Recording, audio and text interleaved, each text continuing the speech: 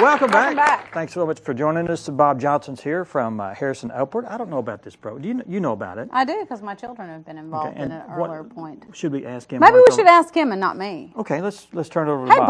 Bob. What is Harrison Tell us all Upward? about it. Well, Harrison Upward began here in 2002, and basically what it is, it's a Christian-oriented program where kids learn skills, whether it be in like for us, it's basketball and cheerleading, whether it be basketball and cheerleading.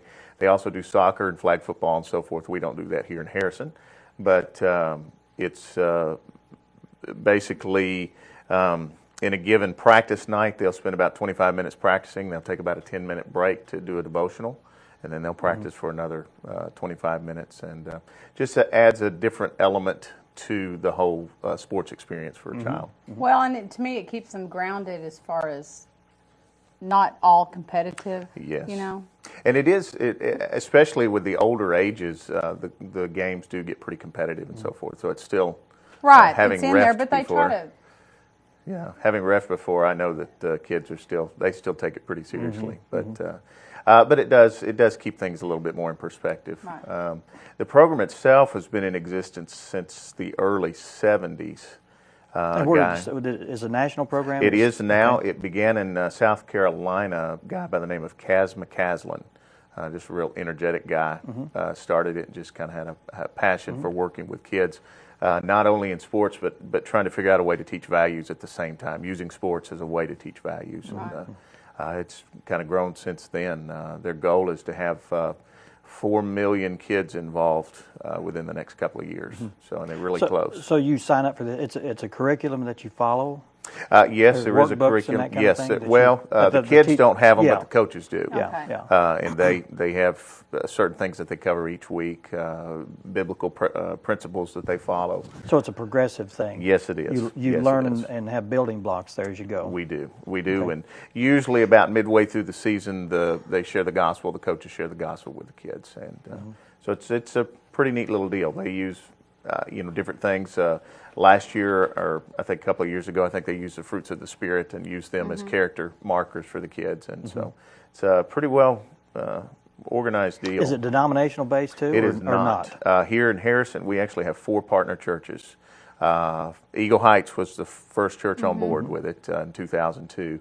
We joined them. First Baptist joined them in 2003, and then Faith Assembly and First Presbyterian are 4 partner churches right now. We will actually have games this year at Eagle, First, and First Presbyterian. And then the Faith Assembly provides space for the cheerleading practices. So, and you talk about the games where you actually do the competitive head-to-head, competition. Yes. I guess it's kind of nice to sit back and see if those lessons come into practice. They do after the first several weeks. The first couple of weeks, especially, in the past several years, First Baptist has kind of hosted the younger league, the first and second boys and girls. The first several weeks are basically organized chaos. I mean, they don't know where they're going. They don't know what they're doing. It's pretty fun. But usually by 2 or 3 weeks into it, they kind of have an idea, feel for what they're doing, and it's well, and some of the coaches good. have never necessarily coached before either, so it's a new experience for them as well. Yeah, and that's pretty obvious at times as well. It's kind of funny watching them. Are there any times where the players get to give lessons to the coaches? Not directly, but indirectly. Sure, throughout the whole season. Yeah. It's a pretty neat thing. Just and watching the kids grow, especially in the lower leagues, watching them grow with their skills, their abilities. For some of them, it's one of the first social events for them. They've never been on a team of any kind, and so it's kind of a neat thing. We've seen some. Of course, you see some hilarious things, but you also see some pretty touching things as well. And I know also. I know specifically in the younger group, I don't know about the older, it's probably the same. They all get a designated amount of playing time, so there's no preferential. Right, that's one of the differences about Upward as opposed to other leagues. You don't have, your specific starting 5 every week. The coaches, in their coaches book, they have a roster that they're supposed to follow where they start a different 5 every week. And then they rotate them every period. There's not 4 quarters, there's actually 6 periods. And you have to rotate in a certain way so that every child plays the same amount of time every game. It's not about winning. That's not the first priority. Not the first priority. In fact, the first and second grade leagues, they don't even keep score.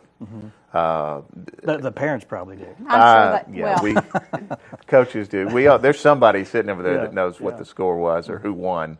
But that's really kind of our one thing that's a little different this year. We've got a new volunteer on board that kind of suggested it for us. We are offering a 7th and 8th grade league. We've never gone beyond 6th grade, and because most of those kids are involved in team sports at their school, we've even had some requests for some sort of city league or something that would appeal to those older kids. So that's kind of an experiment. We'll see what happens. Right. We may have no one. We may have several, but could be kind of interesting. You don't know till you try either. No. What needs to be done? And of course, you're probably looking for ages up to that too, right? Yes, we are. And is there a requirement about going to a certain church, or can you just be involved? No. We have, last year we did just kind of did a survey. Our volunteers were from over 50 different churches. Our children were for close to a little over 60 different churches. So it represents everybody. Okay. And church involvement is not even a requirement at all. Now, for our leaders, it is. That's kind of our checks and balances and how we do. Make sure that we've got someone leading that we can trust. Yeah. Right. Yeah. So, and we've kind of built that leadership base over the past several years. So. I guess you can't pick the team you're on, or how does that work? No, it is completely random. Not completely random. Parents have figured out a way to get around that, but we do evaluations at actually they'll be coming up in November, and each child is evaluated on their dribbling skills, shooting skills, stuff like that. It's all put into a computer, and the computer spits it out and creates. Of course, I guess if you're a coach and you have a kid, that probably yes, you're going to be they on the will, same team. Yes, they will be on your team. Fair. It usually works out pretty fair. The one thing that we haven't figured out how to make it a little better, especially in the lower leagues, is the height. We've ended up with teams with 5 monsters and 3 little bitty, especially in the girls' leagues because their maturity level. Right. You get into the 5th and 6th grade, you may end up with a 6-footer and a 4.5-footer, Right. and playing against each other. So it's kind of interesting. But we've tried to as best circumvent way that. possible. Yeah. But the computer does it based on their evaluation scores. As far as the community, do you need volunteers? Why, yes, we Well, do. Thank you for asking, Ann.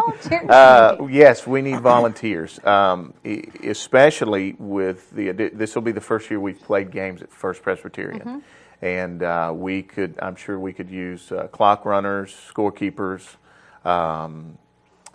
We usually have volunteers in concession stands, and most of the time the churches take care of that. We have our Sunday school classes and various other people that work. We definitely need volunteers that are for referees.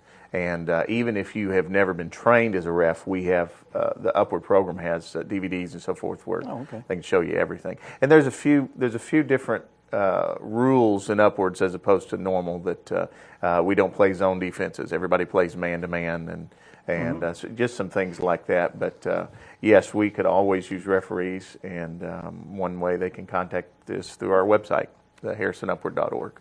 And can they call you directly if they need to? They can, and we have Harrison Upward phone. None of it is your personal phone? No, it is not my personal phone. Everything is done through the Harrison Upward organization now. It's not under a single church or anything like that. We have all our own accounts. We have a phone number. It is 754-1164. Okay. And what was the website again? harrisonupward.org. And one new thing for this year is you can register online. We have online registration. Okay. That's handy for a lot of people. It is handy. We've actually had 20 to 30 already sign up. When is the cutoff to register? The cutoff for early registration is November 7th. Okay. And is there a fee? There is a fee, $55. After November 7th through November 20th, which is the last day of evaluations, it'll be $65. Okay. Okay. But you get a uniform and yeah, I think it's a pretty good deal for the money. You get a uniform, shirts. You get the kids get books. They get access. There's a Upward Sports does a website just for kids that they can go and play games and communicate with other kids and so forth. The cheerleaders get their pom-poms and their megaphones and all their little neat things. So, and they play 8 games and 12 practices. And then we have the end of the year, the banquet program type thing. So for the money, it's a pretty good deal. Another thing I need to mention is we do have scholarships available. Typically, we try and contact a child's home church and let that church know if there's a need, and then that church usually takes care of the need. But on the website, there's a place where you can download the form for a scholarship. All right. Especially people that have multiple kids.